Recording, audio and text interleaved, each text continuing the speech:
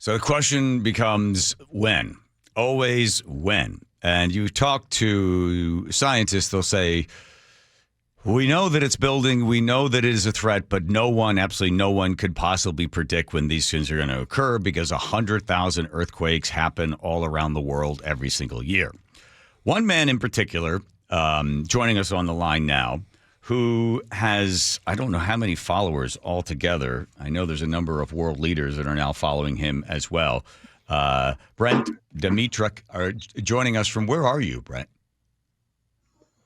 I'm located here in the absolute middle of the Amazon at the tri-border region of Brazil, Peru, Colombia, and just on the Brazil side. Okay. Wow. So in the middle of the Amazon rainforest I am right now, basically. Okay. Is that to get away from an earthquake?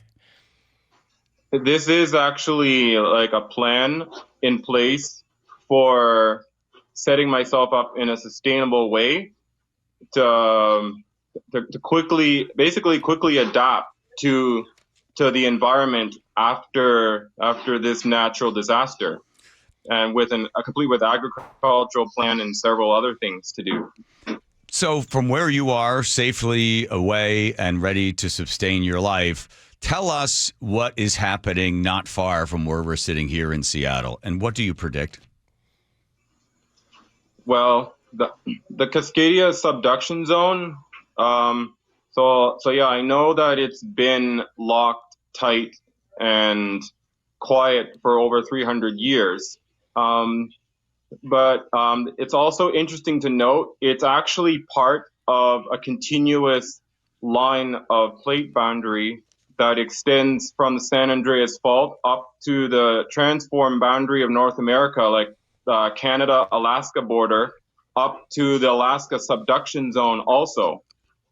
So one thing, overall, I would say that there is no sign that it's imminently to go off. But one thing that I would wonder might trigger it is when this larger mega-quake in the Northwest Pacific triggers a movement of the North America plate, and that could trigger the Cascadia subduction zone also. So this is is this your theory, the Culebra theory, meaning if a quake somewhere out near Japan then causes additional sort of additional sort of vibrations that then sort of push all other unstable zones to then release pressure? Well, what it is that because it's all about the movement of the North America plate. Like right now, it's steady and quiet and locked in place basically. And even though the Cascadia subduction zone is actually supposed to be like an inward movement, I am suspecting it could be triggered by a northward displacement, which could disturb the dormancy. Mm-hmm. So that's why. But my main subject is actually about a mega-quake elsewhere, in northern Japan to Alaska. It has been my focus.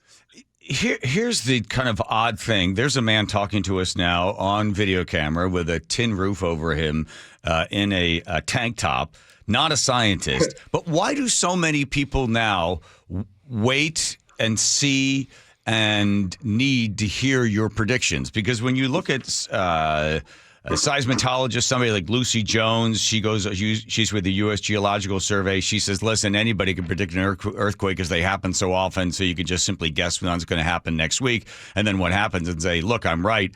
But what is it about you, not a scientist, a guy from Canada, now living in the middle of the Amazon, that you have world leaders waiting to see what you tweet about earthquakes? I think this is a certain skill that I've developed.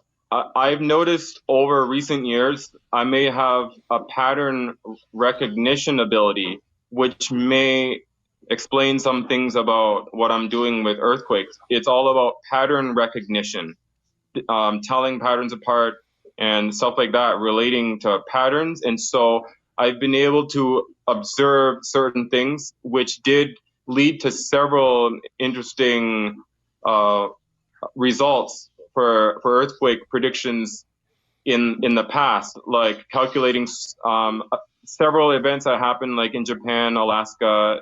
There have been several interesting results, but it's more about my discovery of the locking of plates, the way the plates are actually locked by friction, and how they respond to this locking and the distribution of energy on the plates. So I'm noticing certain behavior relating to the locking of plates.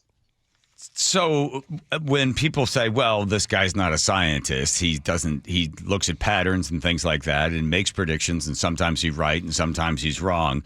Do you have friends that check in and say, hey, Brett, should I move to the Amazon as well? I mean, I guess if you're any good at this, you would probably have a whole bunch of people wanting to live next door to you and build condos because you seem to be in a safer place than the rest of us. When did you get involved in this, and when did you start thinking about this? You're a guy from Canada, you're a construction worker, you get jobs when you can, you build things, but then you spend a great deal of your time looking at these patterns. Where was the original interest in earthquakes? So the interest stemmed from the last quarter of year 2019. I was living in this humble little hotel in the southern Philippines, Davao City, when suddenly, boom, first came a major earthquake. And then they started coming one after the other, and the hotel shook really strongly. But then I started getting these vibes from these earthquakes that there was something unusual happening with it. And it did turn out to be unusual from the start when checking its earthquake history, because the general area surrounding Mount Apo on the island of Mindanao in the southern Philippines has no previous recorded instance of major earthquakes. And so it triggered me to suspect something relating to pressure was going on, and that indicates something much larger further down the road.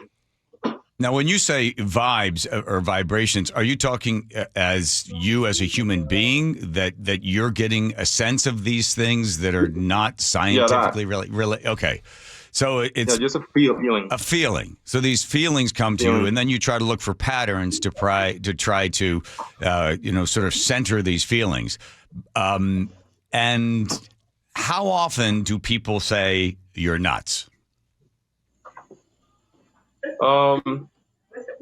Well, I mean, first of all, this isn't actually a subject that comes up too often. So that doesn't really end up really happening. I mostly end up just talking about my more recent predictions.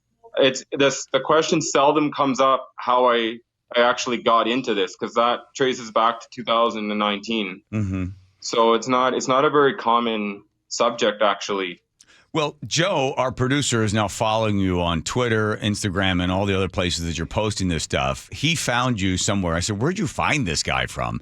So are you, Joe, you're following, so you know when the next one, you're going to be able to tell me when we can get out of here? Well, that's the hope. So I think it was the Japanese quake. It was somewhere in the range of like an 8, but a little bit offshore. And I saw Brent's tweets that he had tweeted just a couple days prior that basically got the exact timing and strength right. And then I started hearing about the Culebra Event, which is the one I found fascinating. And that's like a 10 magnitude earthquake, which is 30 times stronger than a 9. And didn't you recently, Brent, say that you believe that this year is when this event's going to happen? Yes, I have this feeling based on several things. So this is where my interesting observation comes from the current earthquake pattern. I'm noticing something that's happening. I call it intermediate depth earthquakes. And if you filter earthquakes if you just search the earthquakes without filters or anything, you're going to notice almost no difference from current periods to some past sample periods. Now you filter for only intermediate depth earthquakes, which are a depth of 11 kilometers to 52 kilometers. And then you compare it to previous periods, and you notice something is very different right now. Intermediate depth earthquakes at those depths have really, really, really slowed down, and they've been deflecting to deeper and very shallow earthquakes, especially on the front edge of the Pacific plate where it goes against Japan. And this is a phenomenon that's been building over the last 3.5 months. There are essentially no intermediate depth earthquakes like around 5 and up along the zone. And so I have observed this pattern, which is one of several hints that makes me suspect it's coming up close. It could be into next year or something, but there are signs that tell me that it's getting close. And it's important to also point out, yes, there's all this stuff about the media. They have been actually posting a lot of articles in the media in general lately.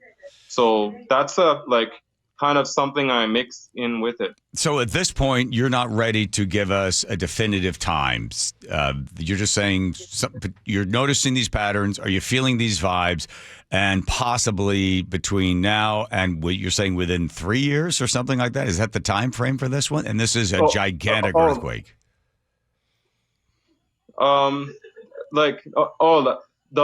longest timeline I give is up to 2025. That was like the 2030, the conservative timeline for the longest. And then a very there's a very elevated chance that it happens by summer of next year.